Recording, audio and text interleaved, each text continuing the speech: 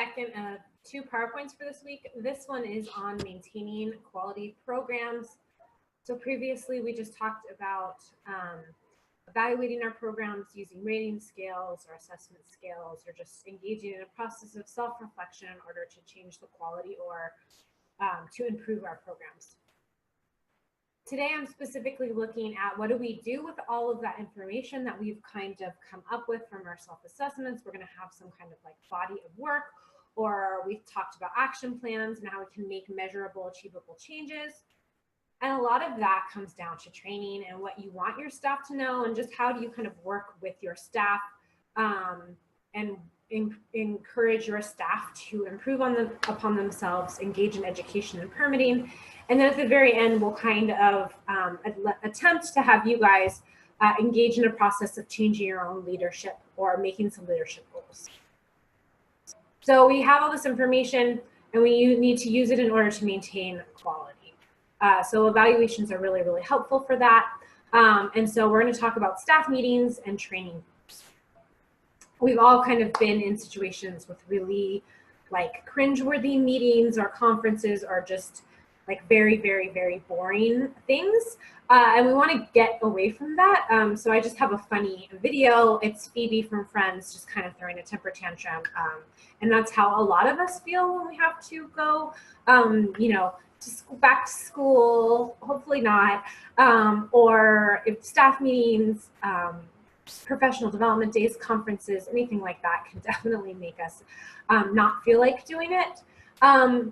I think that the more frequent, the better, and of a shorter time period, that worked better for me and that worked better for my staff. So it was great when we could do it every month for 45 minutes to an hour.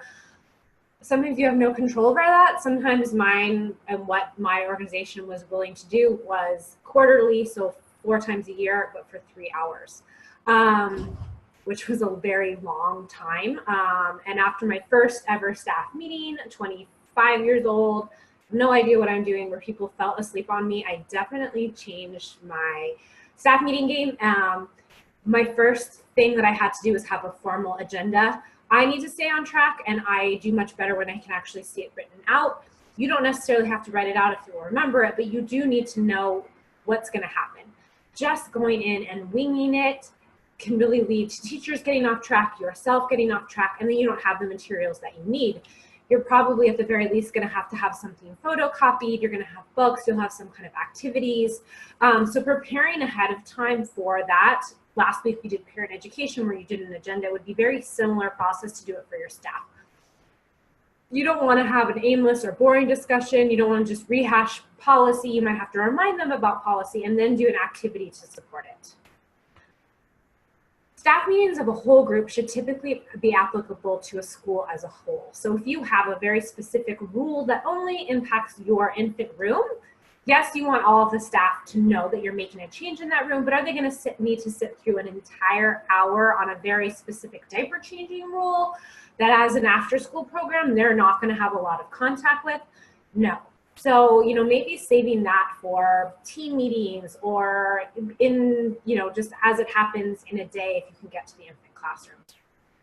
I love to do guest speakers, trainings, videos, activities, and as somebody who will come out to your staff meetings, I will always come out. I mean, you need to give me time and, you know, let me know what's happening. I can't just drop everything and come to your staff meeting, but I will come to your staff meeting if you ever want me to.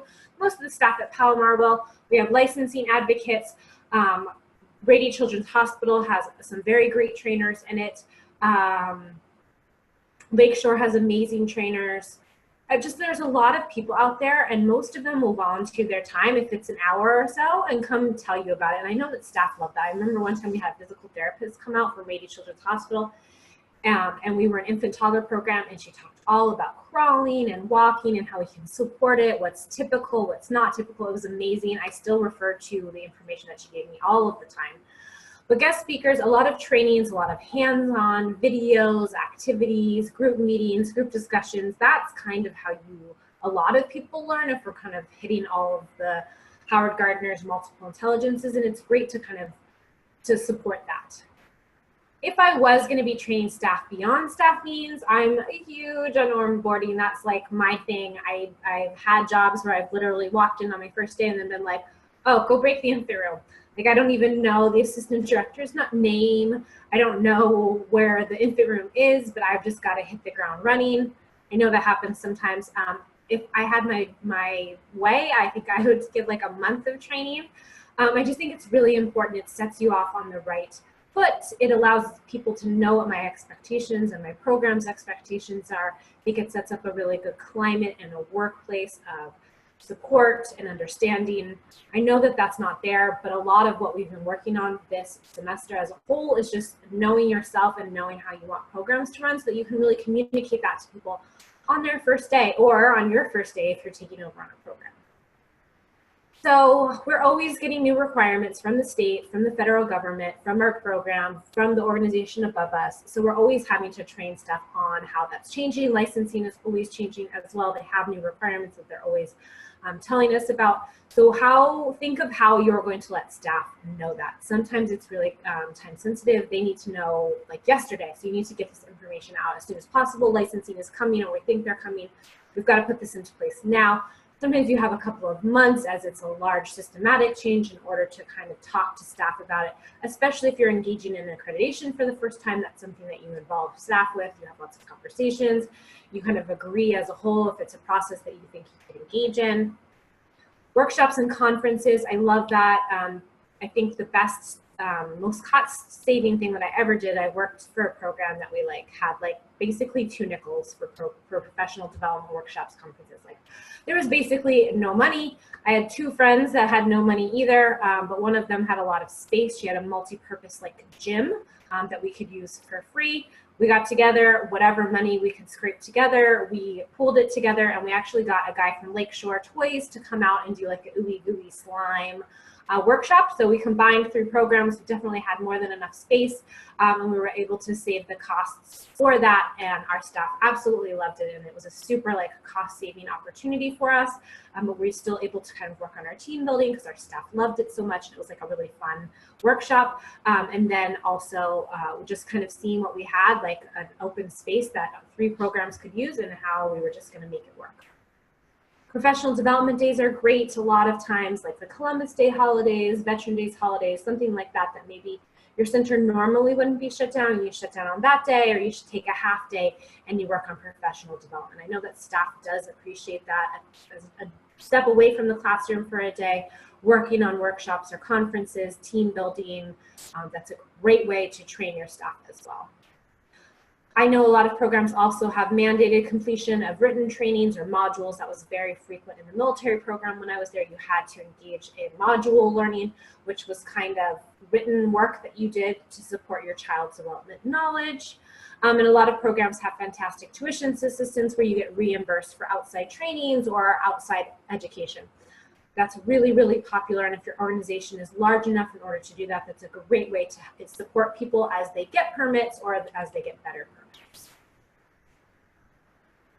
So how do you kind of train? I think, and I've talked about, workshops, hands-on, guest speakers. I just think you need to be aware of all the learners and all of the multiple intelligences that we have. We have, verbal, auditory, kinesthetic, spatial.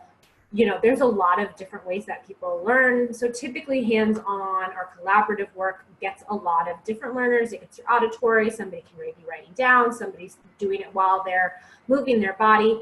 So it is a great way to get a lot of your learners, but just keep that in mind. I don't know what your staff is. That's the unfortunate thing about online learning is I don't get to hear really, really in-depth about your programs because we're not typically meeting face-to-face. So I don't know who's in your classrooms. I don't know, do you have a ton of visual learners or do you have a lot of kinesthetic learners? Just think about the people that you want to hear your message and how are they going to hear it? What's going to be the easiest way? What's going to let it sink in? We also have a pace of learning just like children. So some staff needs a longer time and you just need to accept that. I had staff that they could read it and then they would need to read it again and then they would need to read it 3 times and then we would do an activity about it and then they would come to my office and we'd have a conversation about it. And it seemed kind of tedious at the time, but then I just realized they're absorbing it because once they've got it, they've got it. Then they are my support in the classroom. They're like, oh, this is what you do. This is how you handle this. It just takes them a little bit while to take that information and decide how they're going to use it in their own classroom. But once they do, it's typically really well. So allowing people to have a different pace of learning. If it's something that is really time sensitive, how can you support them and maybe getting it a little bit faster? But for the most part, a lot of our trainings, we can be a little bit more flexible. In my agendas and modules as well, so when I have a staff meeting or any kind of training, I do like to have a student learning outcome. I do this a lot in my classes. Every kind of PowerPoint, I'm thinking, what do I want them to know by the end of the class, of the lecture online or in the classroom, and how is that going to get me to my ultimate student learning outcomes for the entire semester? I think that might be a good way for some of us to think about it. So if you were thinking about, I want people to know about child abuse, what do you want them to know about child abuse? Do you want them to know the specifics of physical, emotional, and neglect?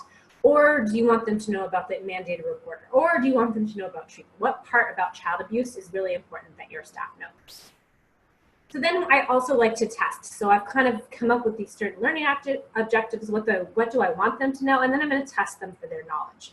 They might not know that they're being tested. I might just be looking for implementation in the classroom. It's a new policy or a rehashing of a policy, or people weren't doing the policy and I want to check and see that they are doing good diaper changing procedures, or speaking to parents the way they're supposed to, or doing family style dining. Whatever it is, I can be in the classroom at the times that they would engage in that and see if they're able to do it. You can also informally do it by asking questions, or you can do it more formally, having them take a test or quiz as well. So here's an example. So I want to support language development. So I run an infant through preschool classroom. So I want them to know 0 to 5 simple ways to include language in our classroom environment. So what I'm going to do is I'm going to have a video. It's actually a video on YouTube supporting oral language development in language-rich environments. It's great. It's about 10 minutes. It shows real-life classrooms and how we can support it. Then I have a PowerPoint lecture. I have milestones. So 0 to 3 months. This is what you should be doing. 3 years to 5 years, this is what you should be doing. Tips on how to model language, how to talk to children so that they are able to imitate your speech. I'm going to have classroom teams do activities, answer questions about the milestones, so a little bit of a quiz, see where they are at. Writing 3 ways that they can bring language-rich experiences into their classroom and ways that they can support language development for everybody who's starting to learn languages. Then I'm going to observe for implementation. I can either do it formally with formal observations, or I can informally drop in, see, is language changing? Are we reading more books? Are we supporting children in learning English or learning Spanish or whatever it is? Then I have another one I thought I would give you too. So proper cleaning. Everybody needs proper cleaning. Doesn't matter what kind of program you're in, if it's FCC or school age, whatever it is, we all need to clean right. So my learning outcome is I want all of my staff to understand why we sanitize, types of cleaning, and how to make a bleach solution. So I'm going to give them the NIAC handout, which is on Canvas for you guys. It's in the health and safety, but it's on cleaning, sanitizing, and disinfecting. It's still kind of the industry standard about how we do that. When do we do it? When should we not do it?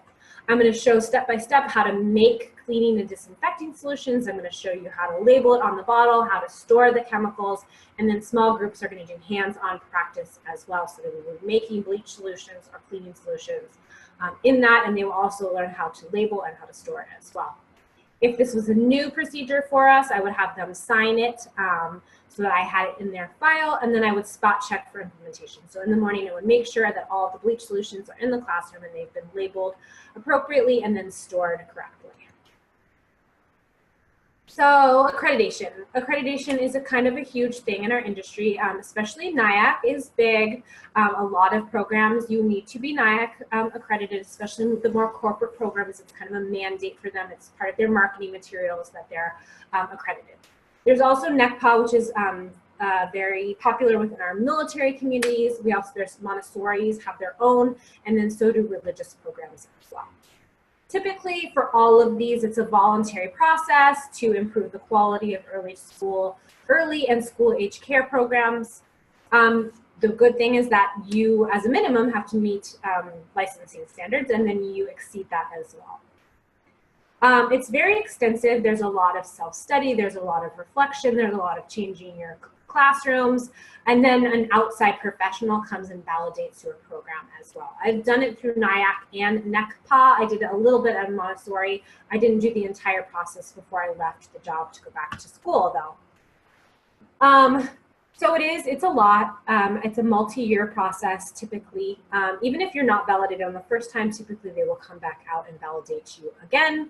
But there is a lot. I think that in a lot of programs, it is a very great process. It allows us to elevate our minimum standards and make sure that we have the water tables and our classrooms are what they're supposed to and things like that.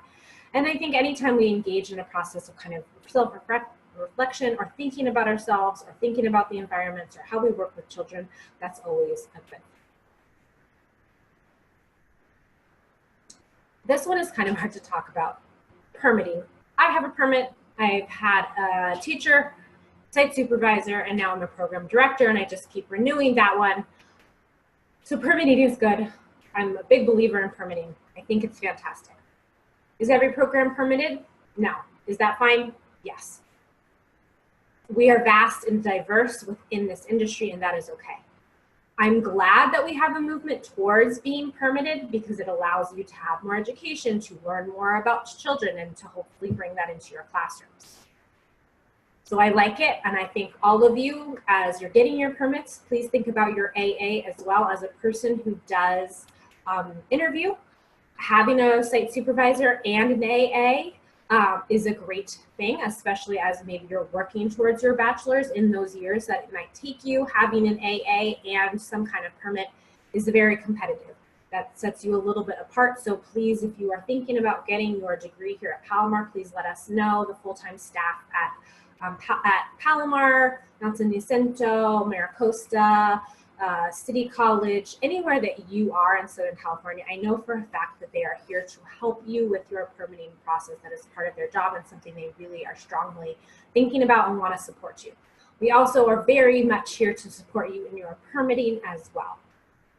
So I definitely like that we are encouraging each other to get our permits. Are there budget and logistical challenges for smaller programs, for FCC, and for non-state subsidized programs? Absolutely. I'm hearing that firsthand from the students that I'm working at.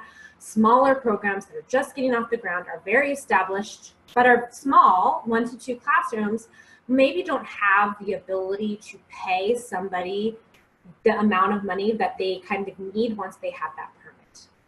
They also might not have the opportunity to provide tuition assistance or incentives in order to get permits for people who don't have them. So while I really like the movement and I think the state should support us in permitting, I also want to hear the people who are in smaller programs who are struggling with that, and I think that's why we need to network. So if you can come to school and you can be part of our groups and you can talk to us, or you can join other professional groups, we would love to hear you and support you as we're kind of making these changes statewide in increasing the amount of education that our teachers need to have. Okay, so leadership. I love leadership. I love talking about leadership. You know, we are all leaders in some degree within our lives, either at home, you know, as the mom and dad of our families, or within our centers, we're taking a leadership role in our classroom or higher in management. I just think that all of us have this capacity in us. Is it really, really hard to kind of develop? Absolutely. Even knowing what characteristics you should work on can be really hard. But if you have kind of evaluated and assessed your program, you've evaluated and self-assessed yourself, you might know, and that was something you had to do earlier in the semester, was kind of evaluate your leadership styles. Who are you? What do you want to work on? Now we're really going to hone in on that maybe and a little bit change it. So you've already told me what you kind of think your leadership style is. Maybe go back and look at it, or you just kind of remember it, what it is, because you're living with it every day. You're going to need to work on those things that you targeted as areas of vulnerabilities in order to lead your staff to a higher level, to set an example, to model for them great behaviors. You're going to need to set specific goals for yourself, targeted on those areas that you might have a little bit of issue with. If you don't like confrontation, and that's one I hear a lot, I don't either. How can you work on this? How can you support a classroom that's maybe disagreeing with you? You know, maybe they would really like to continue to do the work they've always done it. And you really want to push them a little bit. You want them to maybe change a small part of their program, but you're getting some pushback. how could you make a goal around that in order to help yourself and to challenge yourself as a leader and to lead this classroom into probably a better practice? So in order to do that, we're going to do an online assignment. This is one of the classes. I love teaching online. I think it's really important. I think most of you appreciate it as well. All of you work, and all of you probably work in the field. And so having an open kind of online class is very helpful. This is one of them where it's a little bit hard. It would be nice to be able to meet face to face and chat and talk about your classrooms and who you are as a leader and what you would want to do. You don't have that luxury right now. So I just want you to think back to the leadership styles assignment that you did much earlier in this class. What was the area that you kind of identified as something you want to work on? And now you're going to goal set around it. So you've most likely heard of the SMART acronym, which stands for specific, measurable, achievable, relevant, and time-bound. You're going to write at least one, so write one professional goal. I'll always read more, but at least set at least one professional goal for yourself. This goal is personal to you, yourself, your leadership skills, and your professional goals.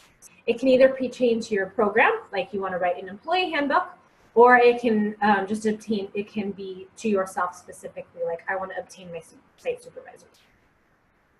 Here's an example. So specific, I'll write a comprehensive employee handbook for all staff within 1 calendar year.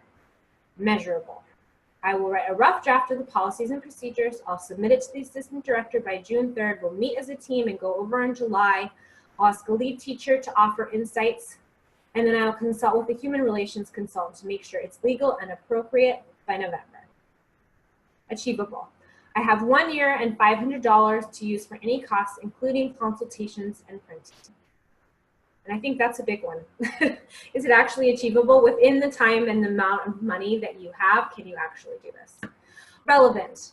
It will allow me to clearly communicate with staff and ensure proper adherence to policies. Time-bounded.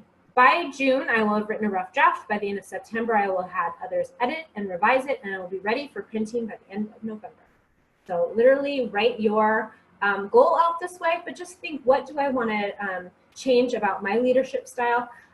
Do I need a permit? Do I want to go back to school? Do I want to go to a professional development about conflict and resolution and collaboration? Do I want to write an employee handbook? Just pick something and write out some goals. So that is it for this week. Previously, we talked about evaluating our program. This one was about on keeping quality. So go ahead and go write your leadership skills, and I'll see you online. Have a great week.